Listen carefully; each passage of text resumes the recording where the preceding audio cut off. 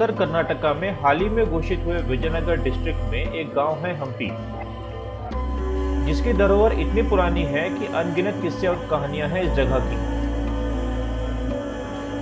आज के वीडियो में हम आपको ले चलते हैं हम्पी और जानते हैं क्या है इतना खास हम्पी के बारे में कि ये एक यूनेस्को द्वारा प्रमाणित वर्ल्ड हेरिटेज सेंटर है। तो कथा संगम को सब्सक्राइब करने के साथ शुरू करते हैं ये सफर।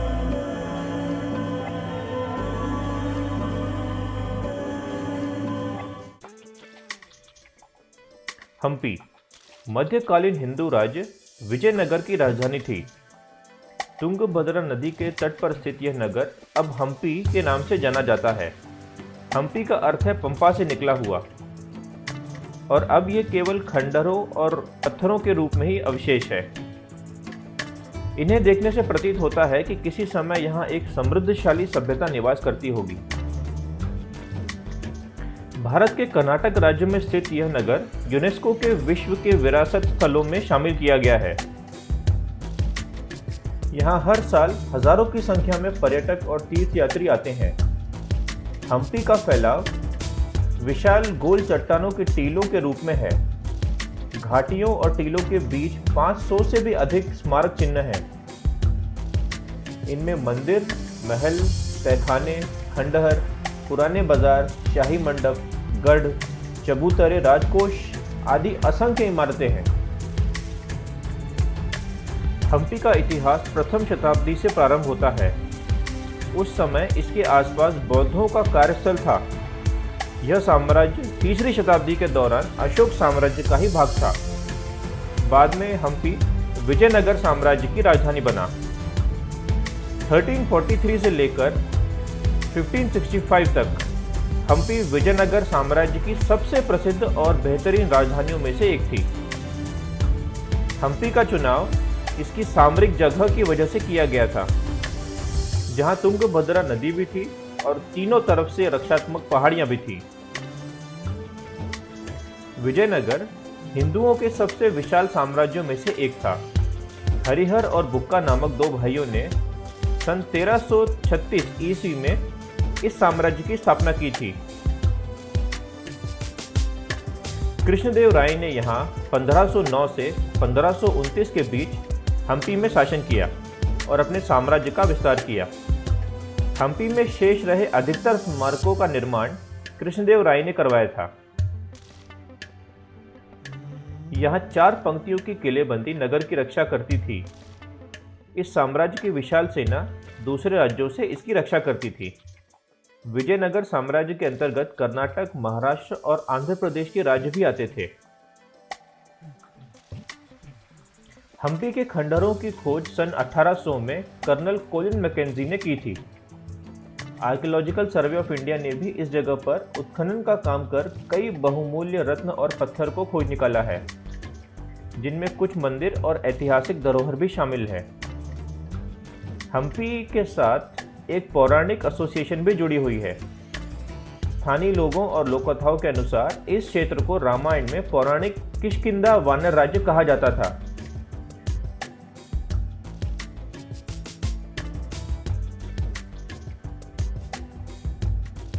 और ये वह जगह है जहां राम और लक्ष्मण ने सीता की खोज करने के लिए लंका जाने से पहले पनाह ली थी।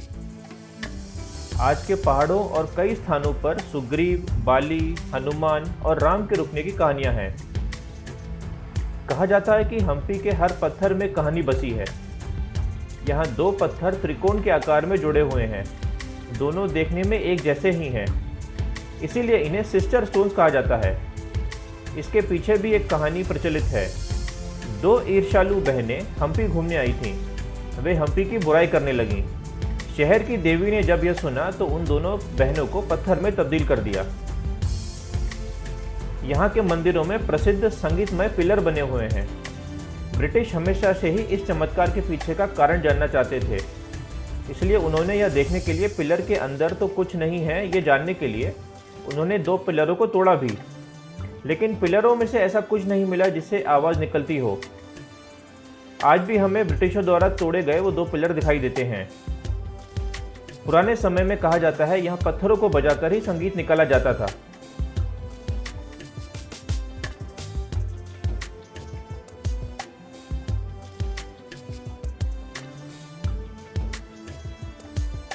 चलिए हम्पी के इतिहास के बारे में जानने के बाद हम चलते हैं कुछ मंदिरों की सैर पर।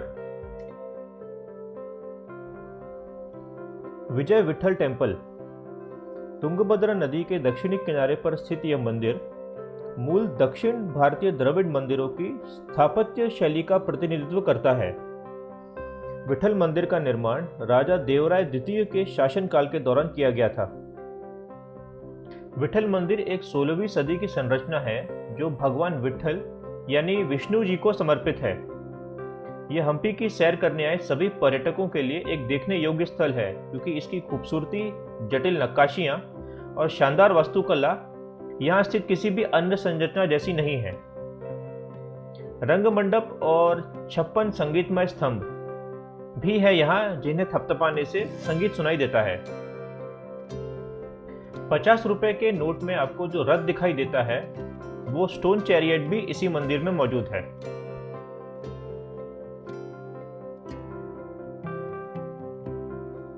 हम्पी की सैर करने आए सैलानी भगवान शिव और उनकी संगिनी देवी पंपा को समर्पित विरूपाक्ष मंदिर के दर्शन भी कर सकते हैं। 9 स्तरों और 50 मीटर ऊंचा गोपुरम वाला यह मंदिर तुंगभद्रा नदी के दक्षिणी किनारे पर हेमकुट पहाड़ी के तलहटी पर स्थित है। यह मंदिर पंपापति मंदिर के रूप में भी जाना जाता है। इस पवित्र स्थान में एक मुख मंडपम रंग मंडपम है जिसमें 3 कक्ष और स्तंभों के साथ एक विशाल कक्ष है। विरूपाक्ष मंदिर को देखने पर पर्यटकों को पता चलेगा कि यह मंदिर 7वीं सदी का है और इस पर की गई नक्काशियां 9वीं या 11वीं सदी की हैं। बड़वलिंग एक 9 फुट ऊंचा विशाल शिवलिंग है।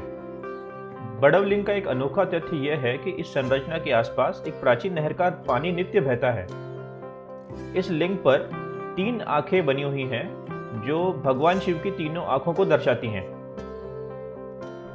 बड़वलिंग के पास ही स्थित श्री लक्ष्मी नरसिंह मंदिर यात्रियों के बीच नरसिंह भगवान की 6.7 मीटर ऊंची पत्थर की मूर्ति के लिए लोकप्रिय है।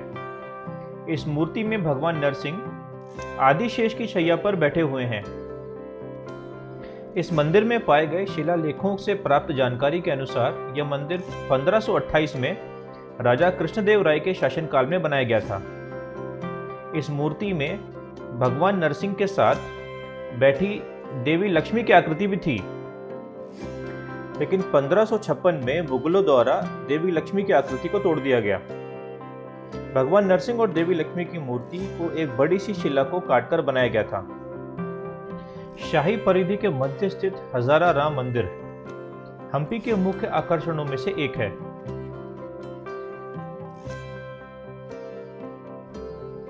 इस मंदिर का इस्तेमाल केवल शादी समारोह आदि के आयोजन के लिए किया जाता था, लेकिन यह मंदिर श्रद्धालुओं के बीच अपनी अद्भुत नक्काशीदार मूर्तियों के लिए प्रसिद्ध है।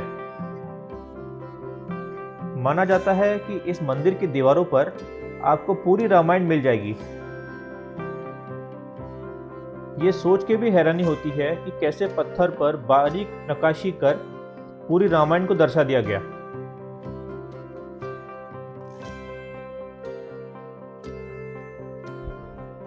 हम्पी में और भी कई प्रसिद्ध मंदिर हैं जैसे कडलेकालु गणेशा, अच्युतराय मंदिर, मालवंत रघुनाथ मंदिर आदि।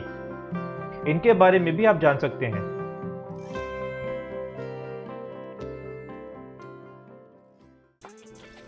स्थानीय लोगों और लोक कथाओं के अनुसार इस क्षेत्र को रामायण में पौराणिक किष्किंधा वानर राज्य कहा जाता था और ये वह जगह है जहां राम और लक्ष्मण सीता की खोज करने के लिए लंका जाने से पहले रुके थे।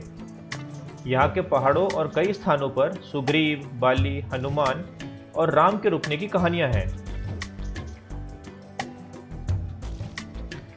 रामायण में जो किष्किंधा कांड है उसकी शुरुआत यहीं से होती है। श्री राम का हनुमान और सुग्रीव से मिलन, बाली वध और श्री राम का शबरी के झूठे बेर खाना, ये सब घटनाएं इसी पावन स्थान पर हुई हैं।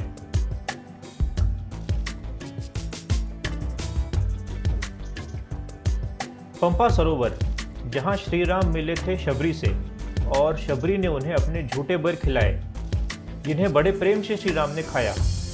ये स्थान आपको हम्पी में देखने मिलेगा। इस सरोवर के पास ही शबरी आश्रम बना है जहां वो रहती थीं और उन्होंने तपस्या की थी। आपको आज भी इस जगह प्रसाद में बेर ही मिलेंगे। हम्पी के पास ही आनेगोंडी क्षेत्र में है अंजनेय पर्वत और यहाँ माना जाता है हनुमान जी का जन्म हुआ था। वैसे नासिक के पास अंजनेरी हिल्स के बारे में भी यही मान्यता है। माता अंजनी ने हनुमान को जन्म दिया, इसीलिए इस जगह का नाम अंजनाद्री पर्वत और हनुमान का नाम अंजनेय यानी अंजनी पुत्र पड़ा। पर्वत के ठीक ऊपर एक हनुमान मंदिर है जहां पहुंचने के लिए आपको 550 से ज़्यादा सीढ़ियां चढ़नी पड़ेंगी। और ये आश्चर्य की बात नहीं कि पूरे रास्ते में और मंदिर के ऊपर आपको असंख्य बंदर मिलेंगे। रामायण के अनुसार जब सुग्रीव और बाली साथ थे तब बाली किष्किंधा पर राज करता था, जिसकी राजधानी पंपा यानी हम्पी थी। एक बार मायावी नाम के राक्षस ने बाली को युद्ध की चुनौती दी। तब बाली ने चुनौती स्वीकार कर ली और दोनों के बीच युद्ध शुरू हुआ। जब मायावी बाली के प्रहार से बचने के लिए भागकर एक गुफा में गया, तब बाली ने भी उसका पीछा करते हुए उस गुफा में प्रवेश किया। दोनों के बीच कई दिनों तक युद्ध हुआ और सुग्रीव ने गुफा के बाहर ही रखवाली की। जब उस गुफा से खून बहने लगा तब सुग्रीव को लगा कि बाली मर गया और उसने एक बड़े से पत्थर से उस गुफा को ढक दिया। ये गुफा आज भी यहाँ सुग्रीव गुफा नाम से मौजूद है।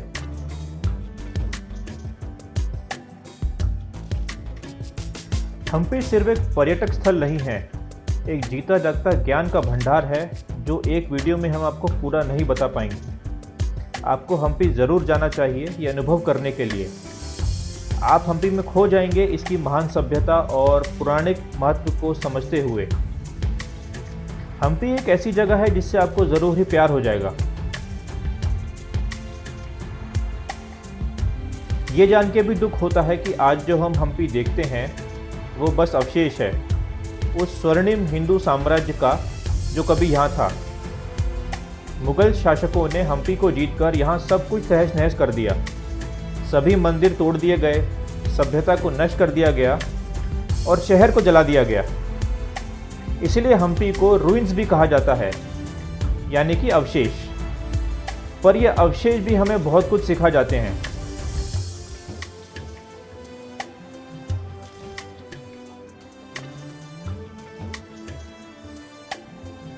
दोस्तों, आज के सफ़र में बस इतना ही। कथा संगम से जुड़े रहने के लिए आपका धन्यवाद।